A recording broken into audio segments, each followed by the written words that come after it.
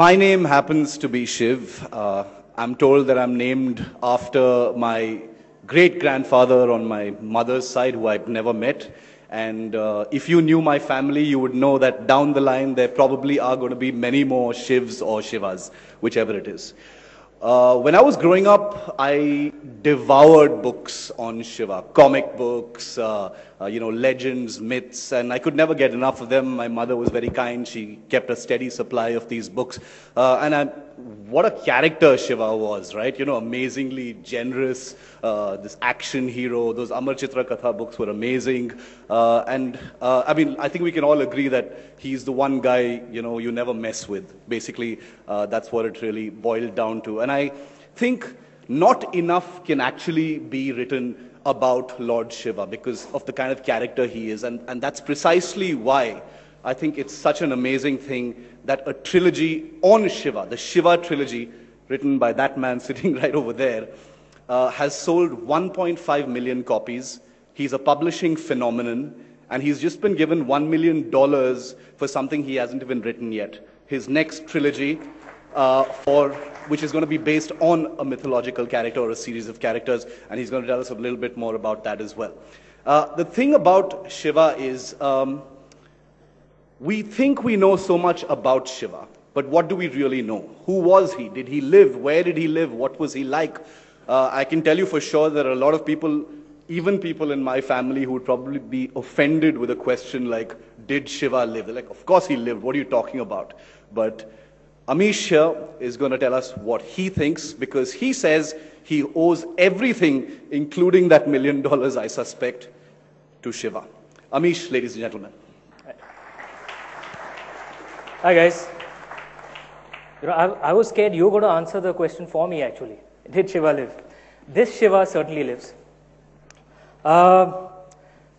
This may be a bit of a surprise for you guys, but I find it very difficult to be unbiased and objective about Lord Shiva. I'm very emotional about him. I am what some may call a very ardent devotee of Lord Shiva. So when Kali posed this question to me, that did Shiva live? My response was clear and immediate. Of course he did. Lord Shiva continues to live. He lives in my heart, and he lives in the heart of every single Shiva worshipper. But this is, obviously an emotional argument. It's not an intellectual argument. And this conclave is, once again, very obviously, a gathering of intellectuals. So let me strain my grey cells and try and present an intellectual argument. What I spoke at the beginning, I guess, was from the path of love, from the path of Bhakti Yoga. Let me try and speak now from the path of knowledge, the path of Gyan Yoga. So before we debate about whether Lord Shiva lived, let's discuss the purpose of religion itself. Okay? Why does it exist across almost every culture in the world? And more importantly, why does it continue to persist? In the modern world, atheists tell us that religion exists as a method of control. It's a form of control that the elite uses to control the masses. As the Marxists have famously told us, religion is the opium of the masses. Okay? I wonder how many of them Marxists have actually tried opium, but anyway, religion is the opium of the masses. That's what we're told. Now, if you ask me honestly, I find that statement ironically preposterous, because Marxism itself many times tends to behave like a religion, where its adherents, more often than not, automatically take up positions based on dogma rather than using intellectual rigor to form their opinions. That's as far as the Marxist side is concerned. Let's hear the other side, the religious side, the side of the believers.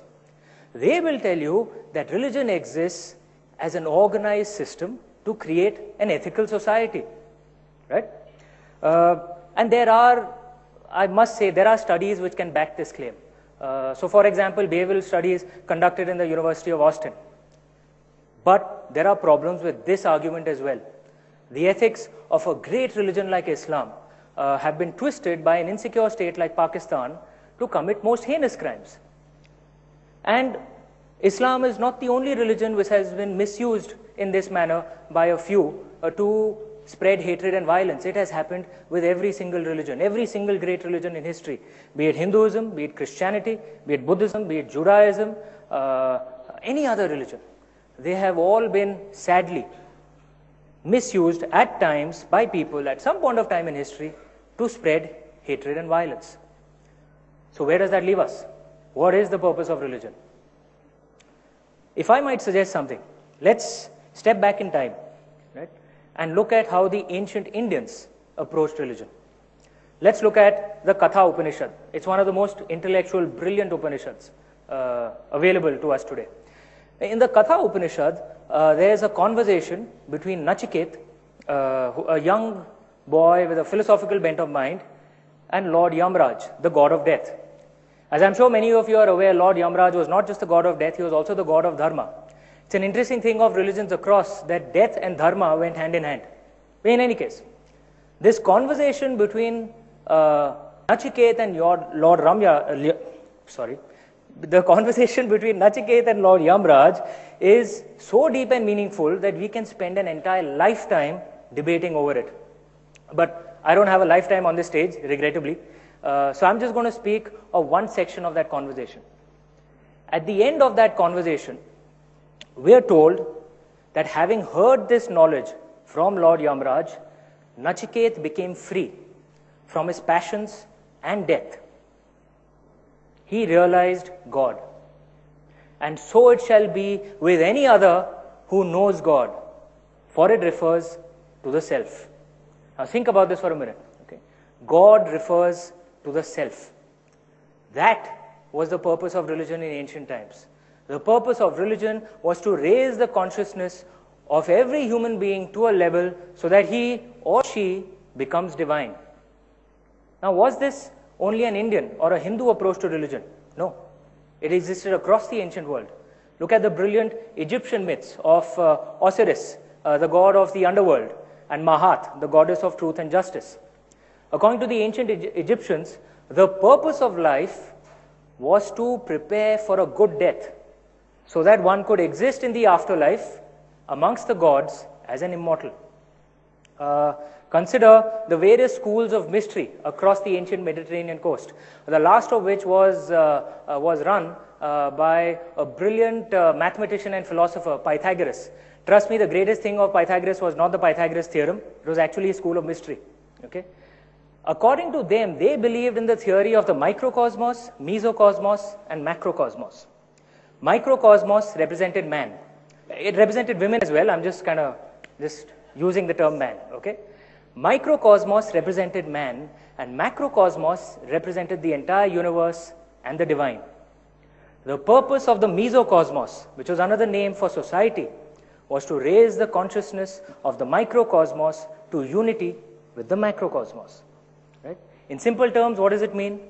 The purpose of society was to raise the consciousness of every single human being so that they become divine. Sounds familiar, right?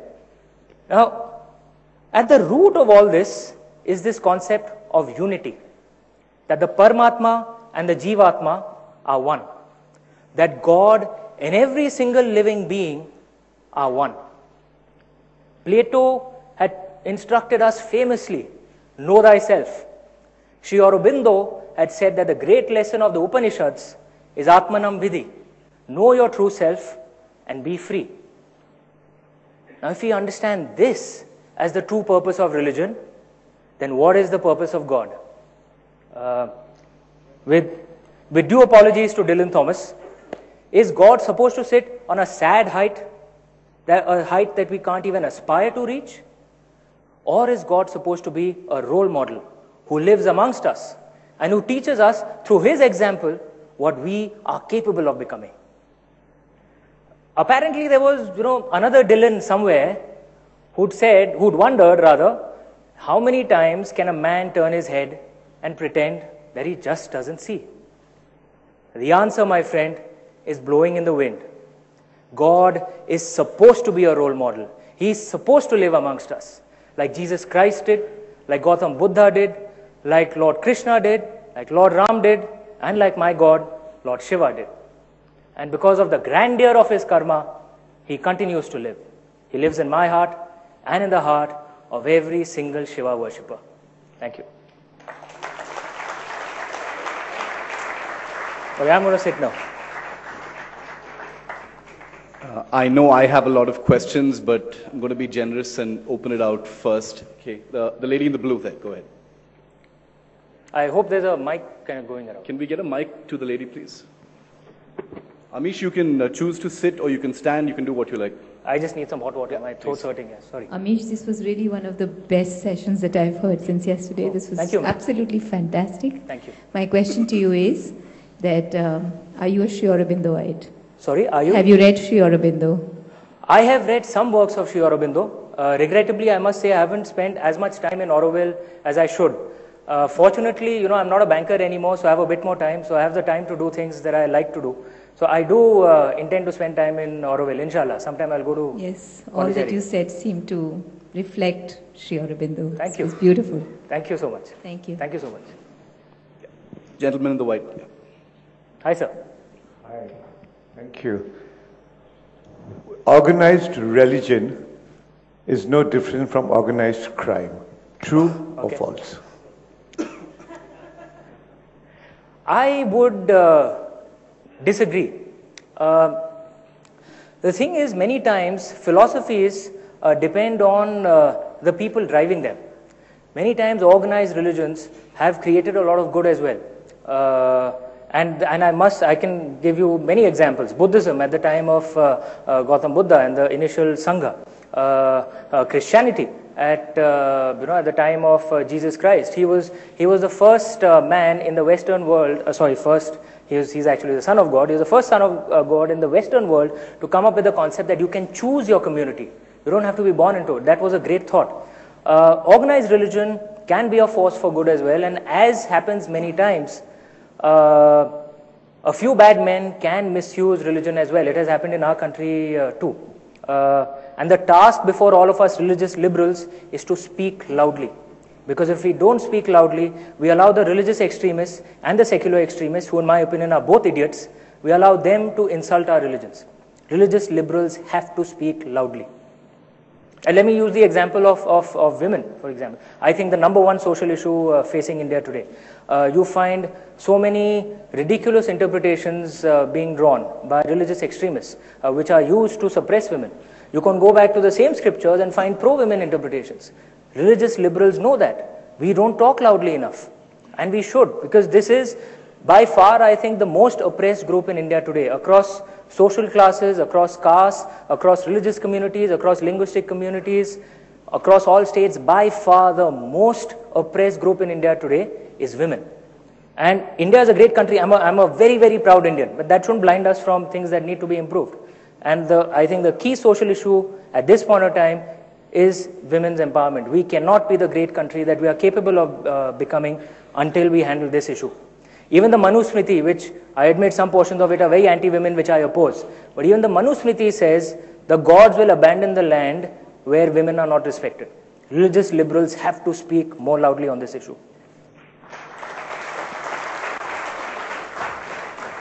Okay, I have a question too, and there are lots of people who have raised their hands. I'm going to come to you in just a moment. Padmaja has a question. Padmaja, go ahead. Amish, I don't know if you've seen this in the paper today, where strangely the Nagpur Income Tax Appellate Tribunal yesterday ruled that Shiva worship is not a religious act because Shiva is not God. Your response? Well, I don't know the Nagpur, what is it, Nagpur what? I'll just read out the context. Nagpur what? Nagpur? Lord Shiva, Hanuman and Goddess Durga do not represent any particular religion, but are regarded as which is supernatural powers. Which is the organization that did this? It's the Nagpur Income Tax Appellate Tribunal. Okay, Nagpur Income Tax Appellate Tribunal is not recognized in the scriptures. Okay, short, sweet answer there. Okay, I'm just coming to you. I'm really sorry. I just want to ask one question because I'm very curious about this. Guys, I'm sorry. My throat is really hurting. I need to keep drinking warm water. Amish, you can feel free to give me as short an answer as the one you just gave to Padmaja. Have you faced anger from people? Because, the subject you write about involves gods. People are really touchy about gods and mythical figures. Have you... has anyone come up to you and said, how dare you write like this about Not at all. gods? Not at all. Or has it been universally accepted? I mean this from the bottom of my heart. I'm not being facetious. If you want to write a story like this, there's no better country than India to do it. Because actually, if you look in our past, the tradition of modernizing and localizing myths has been a rich tradition in India for thousands of years. Look at the various versions of the Ramayana. The version of the Ramayana that's most popular in North India today is the Ramcharitmanas, which is actually a 16th century modernization of the original Valmiki Ramayana.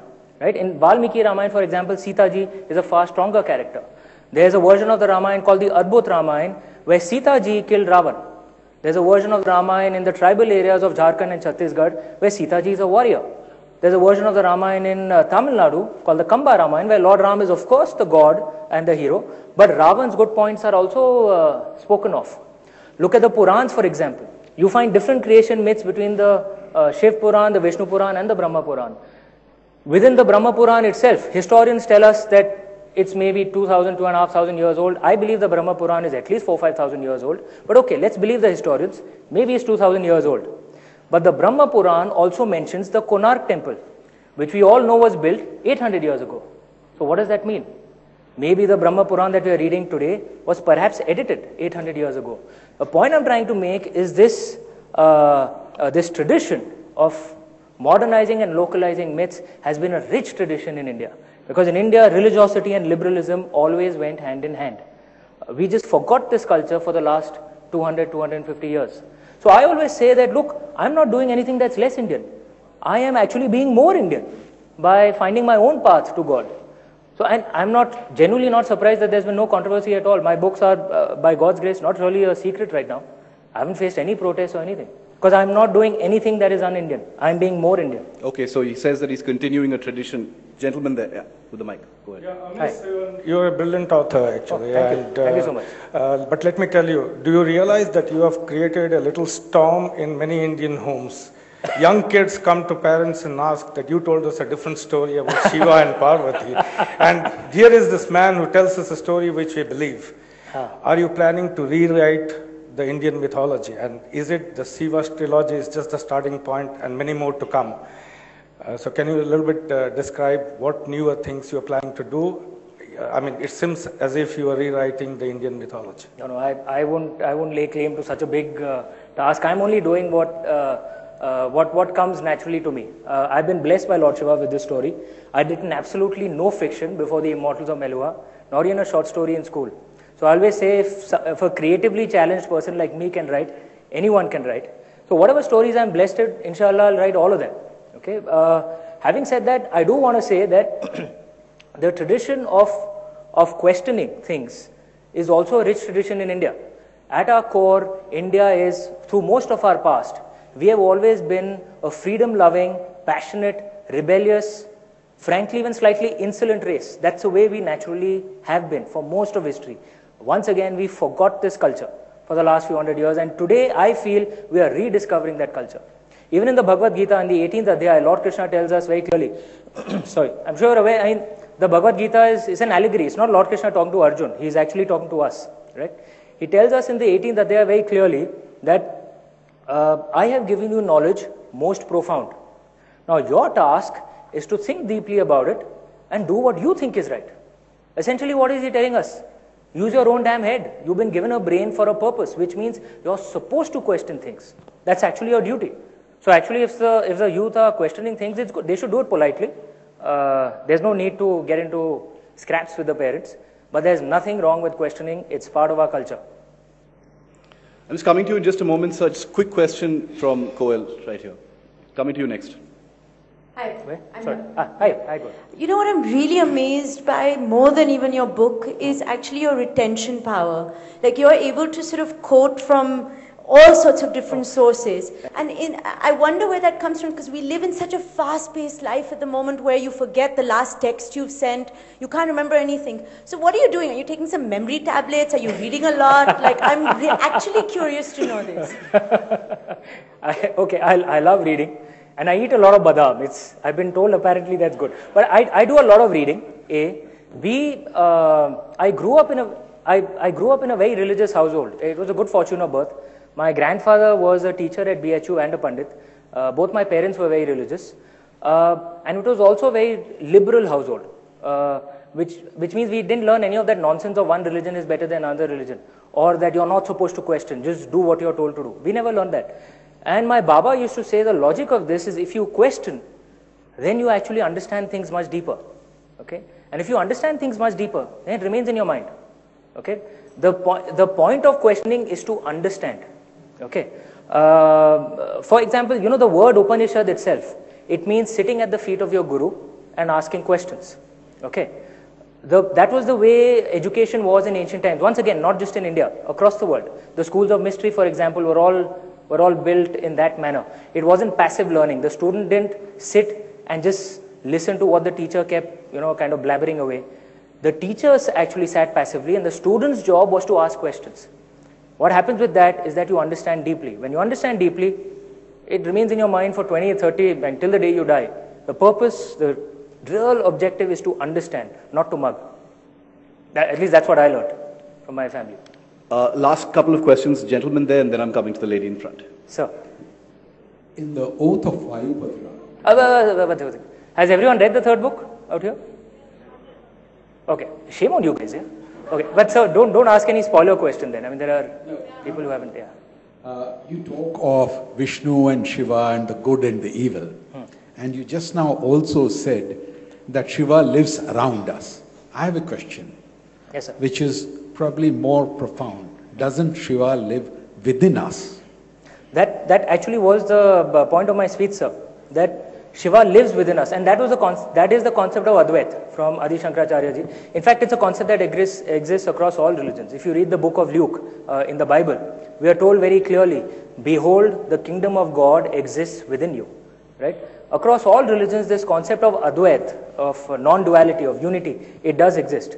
And what that means, what Advait actually means is that God exists in everything. Not just in us, but in everything. In nature, in the trees, in the sea, everywhere. That's why the ancients were respectful of nature as well. Because they saw God in nature.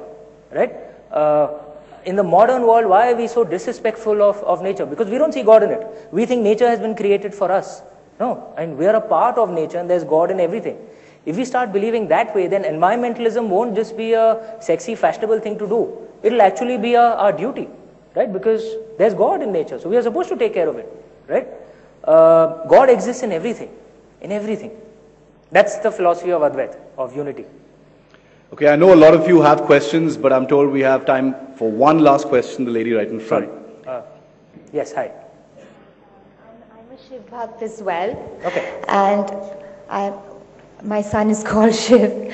But what I want to ask you is that somehow you know about so many religions. Shiv Ji seems to be above everybody and everything. For instance, if somebody wrote about Ram smoking a chillam or something, people would probably really object and there'd be a big hue and a cry. But Shiv Ji seems to just get away with it and get away with everything because he's sort of above everything. So what would you have to say about that? Okay, I have to answer this in two parts. Okay, there'll be a slightly philosophical answer, but I'll do the philosophy bit at the end. The first part is yes, Lord Shiva is a god. Okay, I think even in his traditional forms, he's a very cool god. Okay, there's no other word for it. He's a very cool god. One of my and no disrespect to any other god. Okay, one of my younger readers, had written into me saying he's the dude of the gods. Okay, he's actually a god of the rebels, the way he naturally is. Okay, so I'm a slightly rebellious, slightly anti-authoritarian type person. Okay, so for people like me, he's a very attractive god. Why? He's very democratic. He never talks down to his devotees. There's this lovely line in which is spoken in Banaras that Shivji apne bhakton ke bhakt hain. He's a devotee of his devotees. He treats his wife with respect, something that frankly many Indian men could really learn from. Okay, there are many times even in the myths where Parvati ji goes and does what she thinks is right. Lord Shiva doesn't, punish her for disobeying him. He continues to obsessively love her. He's a brilliant dancer. He's a brilliant musician. He's a fierce warrior. He's an intellectual. He's the source of the Vedas. And as you rightly said, yes, he drinks bhang. He's a very cool god. He's a fun god to write about. But I want to say one thing that, because I get asked this question many times, that do I think Lord Shiva is the supreme god? And I always quote this lovely line from the Rig Veda. It's from the Asya Vamasya hymn. Ekam Sat Vipra Bahuda Vadanti. Truth is one, but the wise men know it as many. God is one, but he is approached in many different ways, right? And God can come to us in many different forms. He can come to us as Lord Vishnu, he can come to us as Shaktima, he can come to us as Jesus Christ, he can come to us as Allah, he can come to us as Gautam Buddha, he can come to us as Mahavir, Zarathustra ji, he can come to us as Guru Nanak. He comes in many different forms, but he exists for one purpose and one purpose alone, that is to help us. And it doesn't matter what form he comes to us in. He comes to us in different forms because we are different people. I'm the kind of guy who would appreciate someone like Lord Shiva because I'm a rebellious guy, right? There are some people who are not rebellious, so they may appreciate a different form of God. But they're all part of the same source. No God is higher or lower. That's, yeah. God is the truth. Yeah, that's what makes it. Okay, let me give you another story. Okay, I heard this story in Ajmer Sharif. Okay, my wife and I, we have faith in Ajmer Sharif. So whenever we go to Jaipur, we try and take some time and go to Ajmer. And on one of my trips out there, we met a mullah. Okay, and he told me this story, which he said was apparently a story of Shams and Rumi. I'm sure you've heard of Maulana Rumi. The very few men who can change your life with 4 lines. Rumi was, one of them. Okay, so he told me this story that was apparently spoken of by Shams and Rumi. That one day a man died. Okay, since he died, his soul became free, right? So it came out of the body, and since it was a soul, it could do anything, right? So it started flying, and flew higher and higher beyond the city, beyond Earth, beyond the solar system, flew higher and higher beyond the Milky Way galaxy, beyond the universe, beyond the multiple universes that exist, till it reached the source of light. Okay, it found God, and then it went to God and it said, "My Lord, there's this tiny, small, insignificant little planet far, far away called Earth. Does it matter to you what religion they follow out there, what version of God they worship?" You know what God answered? Doesn't matter. Follow any path you want. They all end with me. And this was told to me by Mullah at Ajmer Sharif. That is the beauty of India in my mind. All paths lead to God. The line that I'm going to take away from this session is Shiva is democratic. I think that fits in with the theme of the conclave as well. So apart from just Indian husbands, I think everybody can learn from Lord Shiva. I know many of you have questions. I'm sorry I couldn't come to you. We're completely out of time. Amish, you've been brilliant. Thank you very much.